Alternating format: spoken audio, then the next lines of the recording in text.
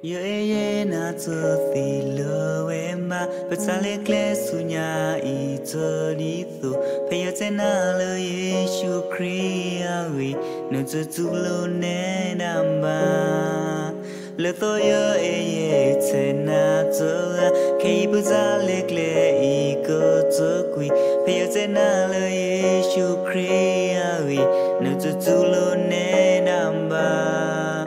You so ta lê lê su nhà cơ mi ta cho mi khó lời à mẹ nhà mà sa cho mi yêu ta mi mỗi có lỡ quê nơi cho chung lô ta lê lời yêu mưa la nhớ na cho thế lỡ mà su nhà thì soi khó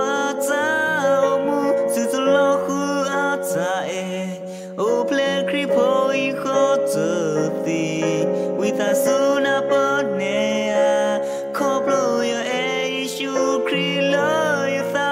yo to e na to mi ma hu yo e na to fi lo ma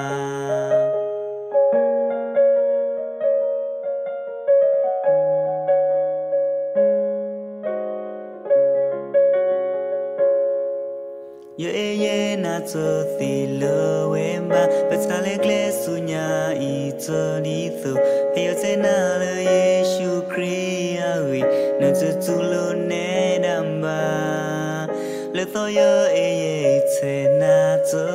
Kei pasale kle I ko cho kui Heyo te na lo Yeshu Kriya we No cho tu lo ne damba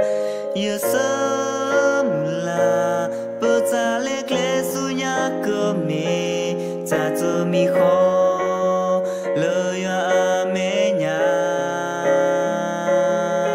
mà sa cho mi yêu ta mi mỗi có lỡ quê nơi cho tu lô ta lê lời yêu mưa la yêu na cho thế lỡ mà su nhà chỉ soi khó ta